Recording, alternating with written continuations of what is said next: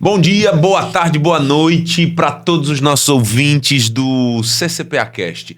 São os nossos CCPA Lovers, vamos dizer assim. Hoje a gente está começando mais um episódio do CCPA Cast com uma visita não, porque ele não é visitante, ele é do CCPA, mas ele é um estreante no CCPA Cast, que é o nosso coordenador de ensino médio, o professor Hélio Igor dos Santos. Boa tarde, bom dia, boa noite. Seja bem-vindo ao CCPA Cast, meu amigo. Muito obrigado pela recepção, Léo. Estou muito feliz não só de estar aqui no CCPA Cast, mas estar na família CCPA. Né? Show. Eu sempre vi o movimento do CCPA Cast e pensava, um dia eu vou sentar naquela cadeira e a gente vai estar conversando sobre educação, sobre aprovação, sobre métodos. Esse dia chegou, meu amigo. Então, vamos desenrolar. É isso aí. E aí, Igor já trouxe a pauta, a nossa pauta. Vamos falar de educação, vamos falar de alto desempenho, performance, vamos falar de métodos de estudo, de direcionamentos e estratégias. Eu acho que esse é um dos nortes, um dos motes do seu trabalho. Sempre foi, e aqui no CCPA, com certeza, é isso que a gente já vem fazendo. E são esses os nossos planos de 2024. 2024 está chegando, e está chegando lotado de novidade aqui no CCPA. E, obviamente, para falar de ensino médio, para falar dos direcionamentos que a gente dá ao ensino médio, a gente precisa falar de performance, de rotina, de bons hábitos.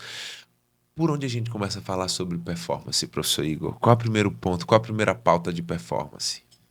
Na verdade, quando a gente fala de performance, a gente tem uma série de caminhos que a gente pode seguir, né? Caminhos óbvios que vão chegar à melhoria contínua do aluno e, por consequência, a sua aprovação, né? o alcançar os seus objetivos. É muito importante que, para que isso aconteça, a gente precisa fazer um esforço direcionado. Né? A gente precisa ter esse direcionamento para que a gente possa tomar as melhores decisões com referência à construção do nosso aluno no seu intuito de performance mesmo. A gente tem que ter um zelo muito grande porque o adolescente ele confia muito no nosso trabalho, né? Ele confia muito no coordenador, que para mim nessa hora o coordenador vira treinador. Né? A coordenação a gente tem todo o conglomerado de pais, escolas, né? A equipe diretiva, professores. Mas quando a gente fala de orientação, a gente vira ali naquele momento um treinador que está ali para definir o plano e fazer com que o aluno siga aquele plano da maneira mais assertiva possível. E o definir o plano, aí vem um grande detalhe. Né? A construção desse plano é muito necessário que a gente conheça o aluno. Conheça a rotina dele, conheça os seus anseios, as suas dificuldades, conheça o que ele objetiva de encaminhamento, de endereçamento para a vida e para que a gente possa construir uma rotina que não seja engessada, porque a gente vê muito horários de estudo sendo construídos e de como construíram para mim lá em 98, 99, quando eu era aluno de ensino médio, onde eu tinha as aulas pela manhã e a gente fazia aquele velho espelhamento. Aquelas aulas da manhã a gente colocava momentos específicos para estudar os conteúdos da tarde. E aqueles momentos eram divididos de maneira igualitária. Então, eu tinha lá 50 minutos para história, 50 minutos para física, 50 minutos para química. É o famoso aula dada, aula estudada. Aula dada, aula estudada. O aula dada, aula estudada, ela pode acontecer sim, mas em cima da necessidade do aluno. Talvez eu não precise de 50 minutos para aprender o conteúdo, estudar o conteúdo de história, né, que o professor deu em sala. Talvez 15 minutos seja suficiente. Para mim pode ser, se eu sou bom em história. Ou talvez 15 minutos para física, para o outro seja suficiente. Mas talvez 50 minutos não seja suficiente para estudar física. Né? E se física for sua prioridade daquele dia, você precisa aprender aquele conteúdo. Você precisa estudar até aprender. Então isso pode perdurar por 1, 2, 3, 4 horas. Para que você construa esse horário, você precisa saber o que é sua prioridade naquele dia. E aí, sabendo o que é minha prioridade, sabendo estabelecer essa prioridade, que aí vem o ponto mais importante, eu construo as minhas metas daquela tarde e em cima daquela prioridade eu desempenho o meu estudo para que eu possa realmente focar no que é mais importante para mim naquele momento. Perfeito. Essa discussão é muito, muito massa, Igor. Porque às vezes o aluno senta com a gente para pensar em um plano de ação ou em um horário de estudos e ele pensa no modelo padrão, né? Porque meu amigo fez assim e deu certo. Aí eu conheço não sei quem que fez assado e também deu certo. Como é que eu posso fazer? Diz aí, Igor, como é que eu posso fazer? Monta aqui para mim sem levar em consideração muita coisa individual e particular, para que eu reproduza, me dá o caminho do sucesso. É mais ou menos assim. Só que na prática, você trouxe alguns pontos que eu acho fundamental para que a gente comece a fazer um direcionamento para o aluno, que é, antes de mais nada, entender a necessidade e a demanda de cada um. É preciso ser personalizado o processo. Porque eu sou. Vamos pensar em um exemplo hipotético para você explicar como você faria. Igor, eu sou um aluno que quero fazer engenharia na USP. Então, eu vou fazer a prova da FUVEST o ano que vem. Estou terminando a segunda série, vou fazer a prova da FUVEST o ano que vem. E quero fazer uma engenharia da vida, sei lá. Pode criar um outro exemplo se você quiser. Como é que eu sento com você para montar um plano de ação para a minha terceira série? Quais os pontos que eu preciso levar em consideração? O que é que eu devo fazer na hora da montagem do meu plano de estudos, da escolha das matérias que eu vou estudar, dos simulados que eu vou fazer? Eu tenho que fazer simulado, tenho que estudar teoria, tenho que responder questão, tenho que ver vídeo no YouTube, tenho que assistir só a aula do professor, tenho que fazer muita redação. Quais os caminhos que eu preciso tomar, os pontos de referência para montar esse plano de ação? É muito interessante isso, Léo. Essa pergunta ela é muito assertiva, porque é o dilema diário dos nossos alunos. Por vezes a gente recebe muitos alunos que dizem: eu quero USP, eu quero FUVEST, eu quero Unicamp, e eles acreditam que aquelas aulas ali pela manhã não são suficientes para que eles consigam aquele objetivo. E talvez não seja, a aula nunca é suficiente. Mas a aula serve como uma âncora, e esse direcionamento da tarde é que muda. Você pode ter aula daquele conteúdo específico, que vai lhe dar base ali para você resolver a prova do Enem, a prova da FUVEST, a prova da Unicamp, só que na hora de eu me aprofundar e vem a orientação. Eu preciso dar um direcionamento diferente.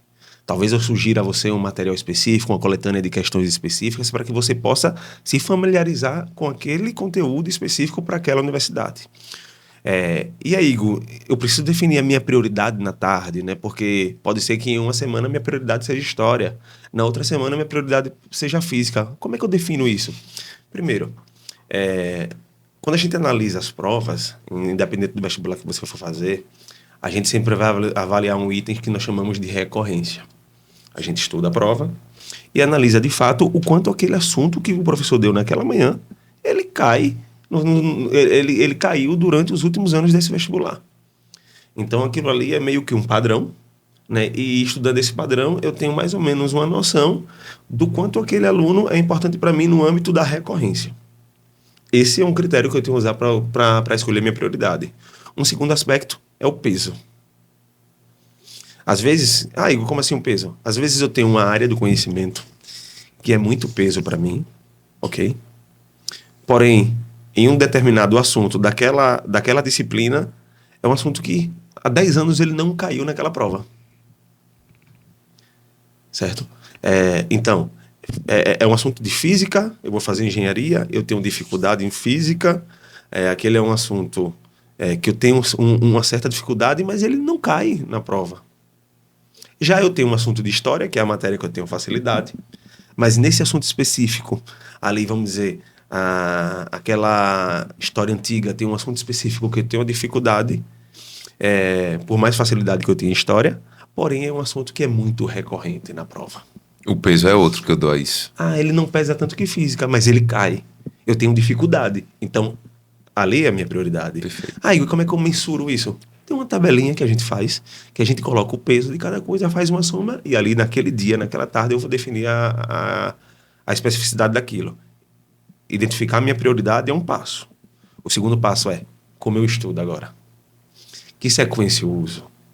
Eu estudo pelo livro, depois faço um apanhado no caderno do professor e depois vou resolver questão. Ou então eu vou direto para o caderno, faço aquele apanhado e depois vou resolver questão. Ou então eu faço a engenharia reversa, é um assunto que eu tenho um certo domínio, eu faço as questões, vejo o que eu errei, depois vou para a teoria em cima dos conteúdos que eu errei.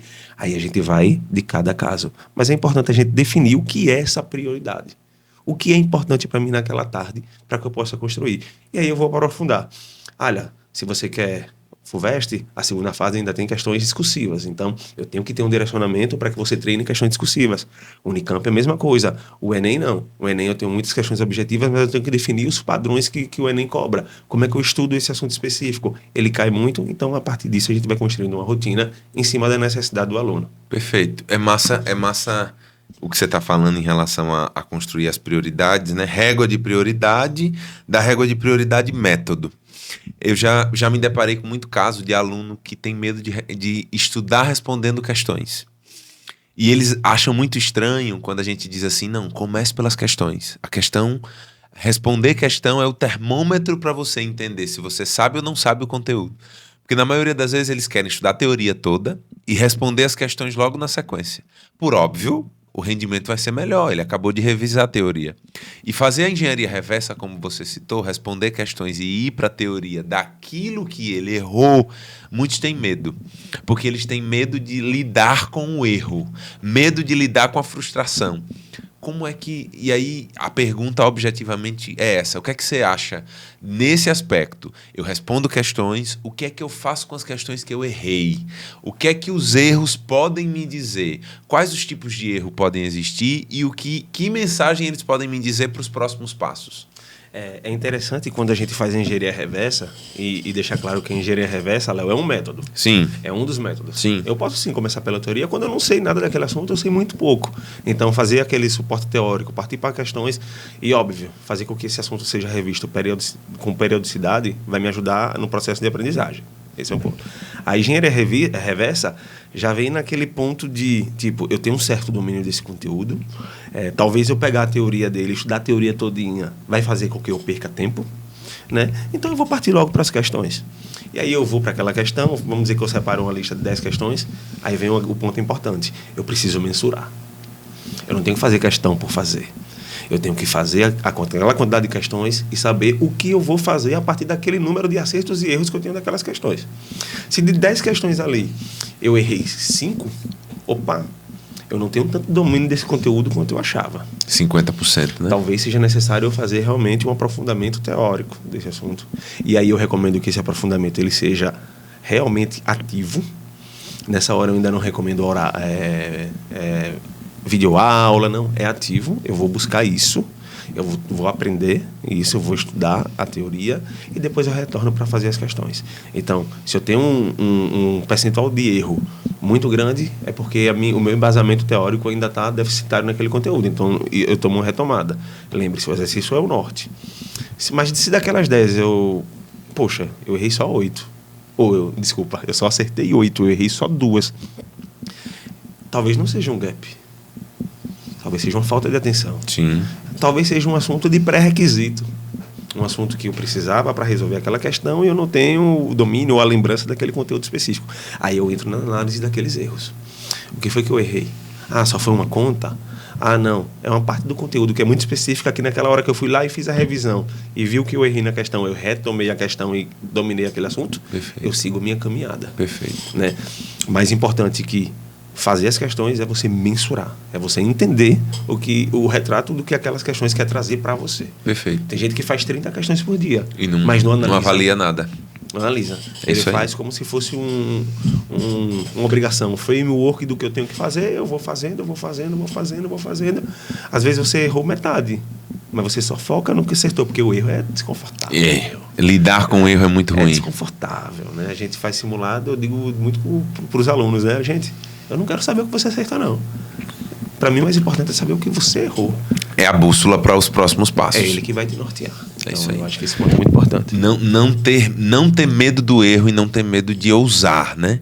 Porque, de fato, os alunos costumam ter muito medo de lidar com o erro, porque você fazer uma prova de 90 questões, um dia de Enem tem 90 questões com redação no primeiro dia, e mensurar essas 90 questões, avaliando os erros, às vezes é um trabalho de um dia inteiro depois do simulado, parar para avaliar erro a erro, qual o objeto do conhecimento de cada questão, qual é a área, qual o objeto, qual o motivo do erro, que observação a gente pode fazer desse erro. A gente gosta muito de montar mapa de erro, né?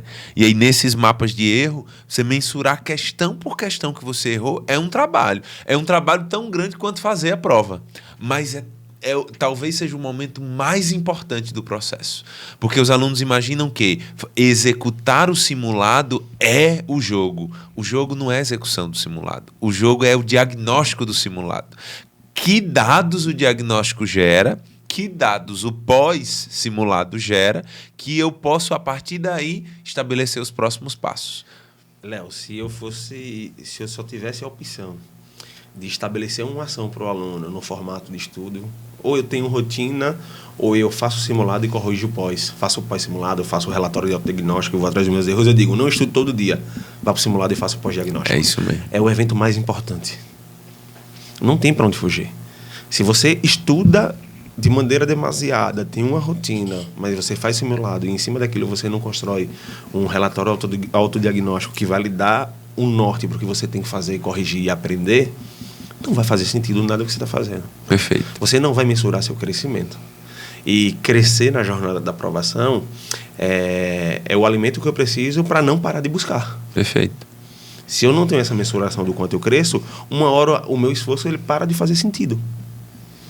Então, é o relatório diagnóstico que me conduz em todo o processo, seja emocional, seja de quesito aprendizagem, do que eu realmente aprendi, seja para que eu possa me nortear para a sequência, seja para eu identificar realmente quais são os meus gaps reais, porque às vezes eu acho que eu estou muito mal em um assunto.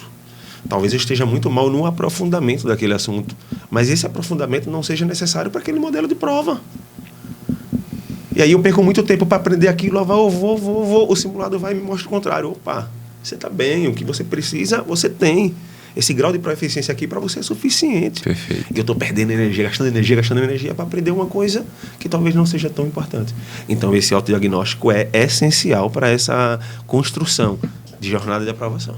Perfeito. E eu acho, você está falando uma coisa que eu acho que é muito importante para a galera ouvir. Meu povo, prestem atenção nisso que Igor está falando, porque vocês vão ganhar o jogo exatamente aí.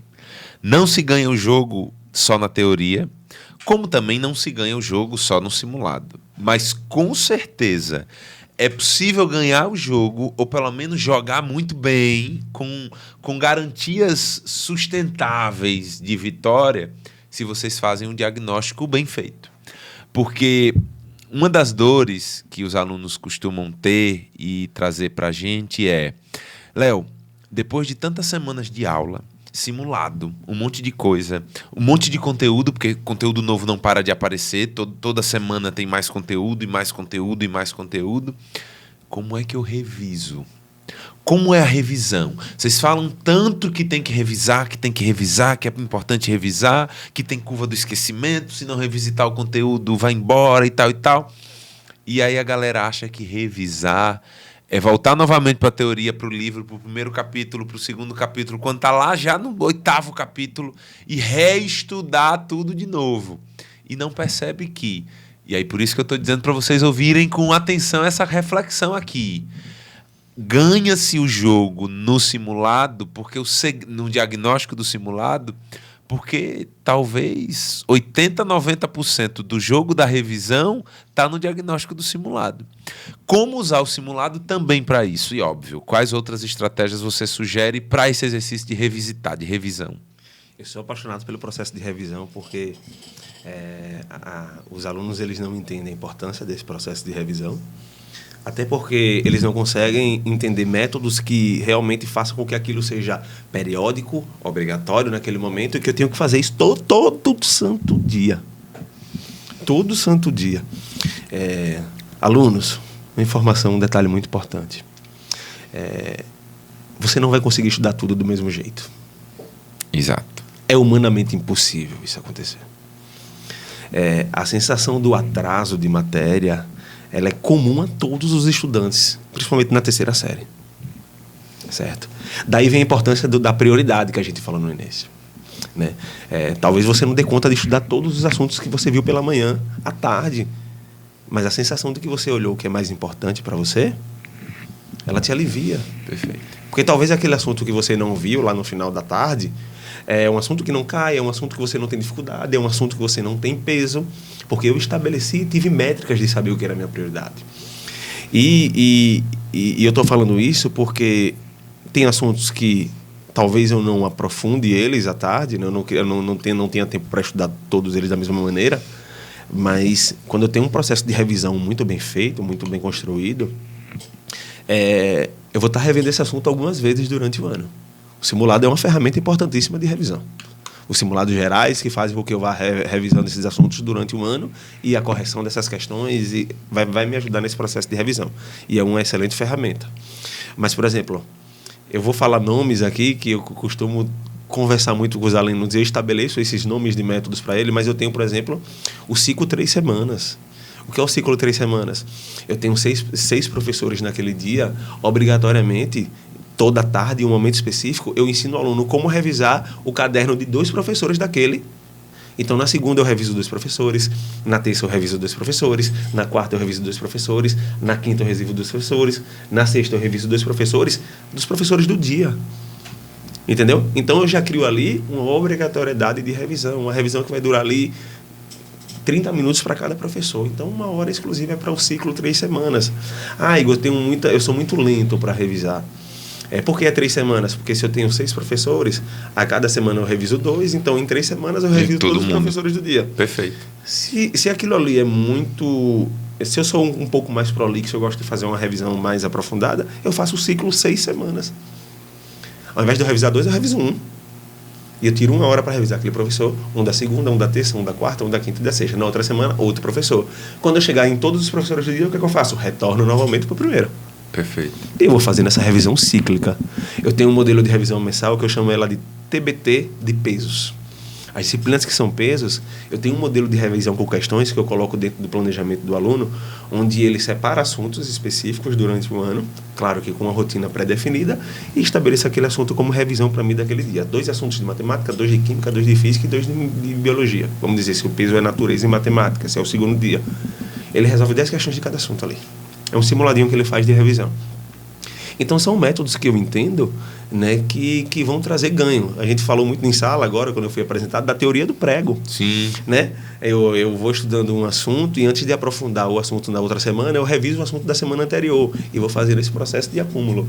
Então, a gente vai conversando muito sobre métodos. Esses termos vão ficar cada vez mais no cotidiano do nosso aluno e a gente vai se identificar muito por isso. Ciclo 3 semanas, ciclo 6 semanas, TBT de revisão. Né? Porque se você estuda em janeiro, se você estuda um assunto em fevereiro, tenha certeza que em novembro você não vai lembrar, se você não tiver um processo de revisão sistemático e muito bem estabelecido. Perfeito, é isso mesmo. Eu gosto de falar muito com você sobre a diferença de acompanhar e intervir. Essa é clássica.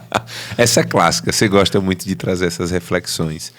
Óbvio que tudo que a gente está conversando aqui até agora tem tudo a ver com isso, com acompanhar e intervir.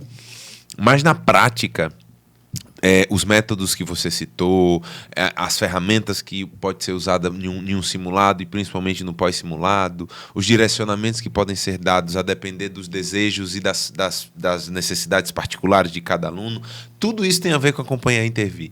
Mas eu queria que você falasse de uma maneira mais direta sobre essa diferença, porque... Como você mesmo, eu já vi você falar muitas vezes, acompanhar é a parte fácil, né? A batidinha no ombro, sorrisinho, um abraço no corredor, um tchauzinho de longe e tal, participar de eventos sociais, que tem vários na escola ao longo do ano. Mas a intervenção é a grande dificuldade. É o X da questão, é lá que está o resultado, efetivamente. O que você entende dessa diferença de acompanhar e intervir? É um ponto muito importante. Essa diferenciação. Ambos os pontos, eles são de extrema necessidade no nosso cotidiano. Eu preciso acompanhar meu aluno, certo?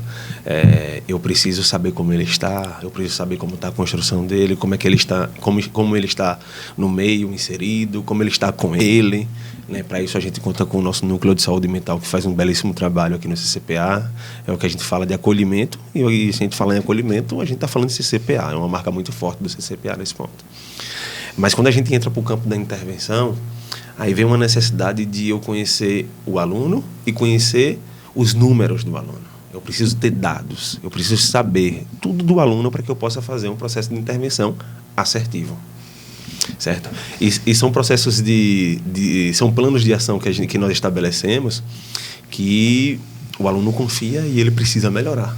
Porque a partir do momento que eu faço uma intervenção no aluno, eu estabeleço os dados, faço uma análise geral, e são análises muito minuciosas, são análises muito cuidadosas. Às vezes eu sento com o aluno, estou conversando com ele para fazer uma intervenção e eu digo: fulano, deixa eu pensar, daqui a 48 horas a gente conversa. Esse é o papel do treinador. Talvez eu não tenha a resposta naquela hora. Sim. Talvez eu precise me debruçar em métodos específicos para que eu possa, e pensar em estratégias específicas, para que eu possa construir um plano para ele, que eu faça essa intervenção de maneira assertiva. Eu vou dar um exemplo, Léo, que para mim é clássico. Eu tinha uma aluna que ela queria fazer a prova do vestibular da UNIT para medicina, e a gente sabe que os pesos para medicina eles são muito claros para a primeira fase. Então, natureza peso 4, linguagens peso 2, matemática peso 1, história peso 1. E ela sempre, que a gente ia conversar após simulado, ela sempre falava para mim: Igor, eu não consigo evoluir. Eu não consigo evoluir. A gente analisava, até que eu tive uma luz em um dos atendimentos. Eu falei: fulana, vá para casa, amanhã a gente conversa.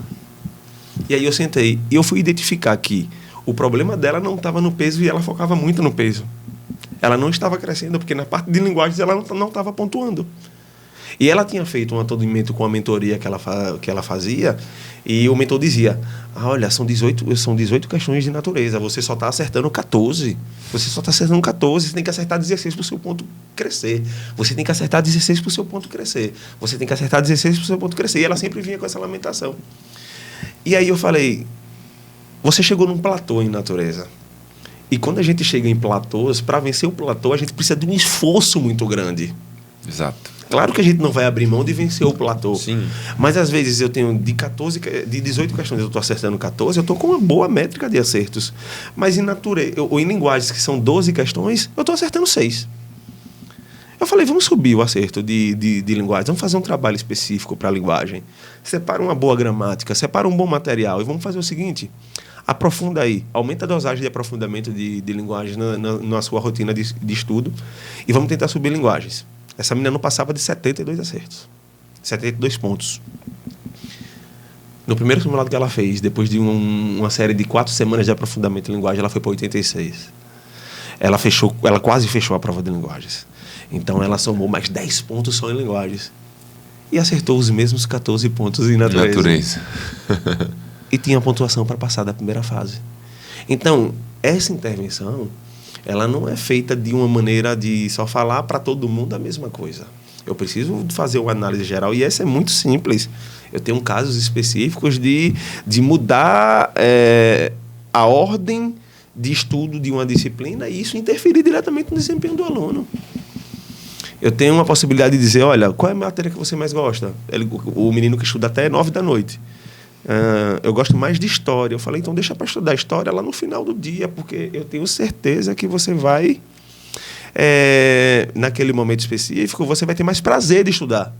E ali na hora que bate o sono, se você está estudando uma coisa que tem prazer da hora, você se segura. Perfeito. E a gente faz uma mudança, uma intervenção, e o menino diz: você é o rei? Não, é o básico, porque a gente estuda para intervir. Perfeito. O acompanhar é como você está, o que é que você está precisando, como eu posso te ajudar. Agora, o intervir, a gente precisa ter uma base de assertividade, de informações daquele aluno, que vai fazer com que a gente realmente faça a intervenção de maneira assertiva e que ele veja aquilo na prática com o seu crescimento. Perfeito.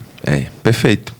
E para fechar, que a produção já está aqui sinalizando para a gente que o tempo está se esgotando, a gente não pode, em hipótese alguma, perder a oportunidade de fechar este episódio, o primeiro episódio, galera. Novos episódios virão desse bate-papo aqui, mas a gente não pode deixar de fechar o primeiro episódio falando de novidades que estão chegando por aí e que tem a ver com uma coisa que você acabou de falar: prova da UNIT. Professor Hélio Igor, você é conhecido em Sergipe como o maior especialista na prova da UNIT. Ninguém na UNIT acompanha os dados, acompanha as métricas que a prova traz, os encaminhamentos que os alunos conseguem desenvolver para essa prova específica como você. Repito, ninguém consegue fazer para a UNIT o trabalho que esse cara faz. E eu sei que você está com as novidades boas aí para 2024 com relação a treinamento para a galera da Unity.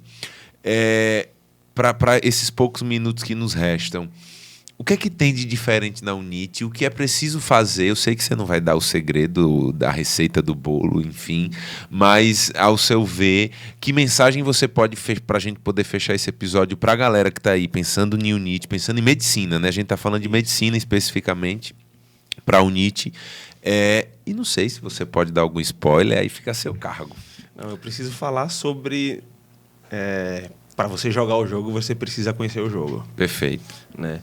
Então, o norte que eu dou no início do processo, ele é de extrema importância para que eu entender como eu uso as aulas a meu favor, aqueles conteúdos específicos daquelas disciplinas ao meu favor. Não é só necessariamente o conteúdo por si só, é como eu distribuo a minha rotina para que eu realmente dê a importância que o peso merece, obviamente, mas que eu não perca nas outras áreas. E aí a gente pensa em um curso... já um spoiler dando, em uma estrutura onde a gente possa, sim, intervir de maneira muito clara, fazer um trabalho muito forte no que é peso, certo? Mas que os momentos de estudo ativo sejam maiores para que os alunos possam fazer construções de aprendizagem cada vez mais sólidas, né? Eu não preciso de um curso com 40 horas de aulas semanais se eu posso fazer algo que atinja realmente o meu objetivo de conteúdos trabalhados, mas que eu dê tempo ao aluno de assistente, que ele tenha tempo de sentar, analisar, estabelecer métodos e construir a sua aprovação. Às vezes o que não falta é conteúdo, o que não falta é prática. E prática não é só exercício. Prática é eu ter tempo para sentar e fazer o que eu tenho que fazer, Léo. Então, a gente vem com uma novidade muito bacana para a galera que quer Unity. A gente pensou isso com muito carinho, onde você vai ter o que é realmente importante, você ter aula, aprender, se debruçar na teoria do professor, e nós vamos ter um tempo ativo onde você vai estar com você, com o direcionamento correto para alcançar as pontuações que você precisa para a aprovação. Então, a gente vai estar lançando em breve. Eu tenho certeza que quem está na luta aí por medicina na Unity vai entender a intenção do nosso projeto, porque tem uma intencionalidade pedagógica direcionada para aquele vestibular, e eu não tenho dúvidas que vai ser um disruptor na sua vida na caminhada da aprovação. Eu gosto muito de falar de aprovação como jornada, Léo. Às vezes a gente vê o aluno com a testa pintada, celebrando a aprovação, mas a gente não sabe o que ele passou. E a gente fala muito, a gente passou, a gente se esforçou, tal. E eu falei, não, eu preciso fazer da jornada de aprovação um passo a passo para que o aluno entenda muito bem que estágio ele está. E eu defini esse passo da aprovação em 5 passos. O primeiro é a escolha. É quando eu escolho o que eu quero. A jornada da aprovação ela começa nesse momento, quando eu escolho. O segundo passo vem o esforço direcionado. Nessa hora aqui, 80% das pessoas desistem. Porque às vezes só fazem o esforço, não tem direcionamento e fazem, cansam, porque aquilo não começa a não dar resultado. Ou então porque eles não querem realmente se esforçar. Aí a gente entra no terceiro ponto, que é o ciclo de melhoria. Às vezes eu escolho, me esforço com direção, porém, essa melhoria ela começa a ser muito pequena no início. Tem gente que melhora sensivelmente no início, tem gente que ainda sofre um pouquinho, é lento, cada um tem seu time, né? E tem muita gente que diz que não está melhorando o suficiente e desiste. Já tem uma parte que desiste aí. E tem outra parte que entende, opa, eu estou melhorando. Só que às vezes essa melhora não chega no quarto passo, que é o resultado. Eu sei que eu estou melhorando, eu sei que eu estou aprendendo, eu sei que a minha compreensão está cada vez maior, porém, os meus simulados não crescem em pontuação.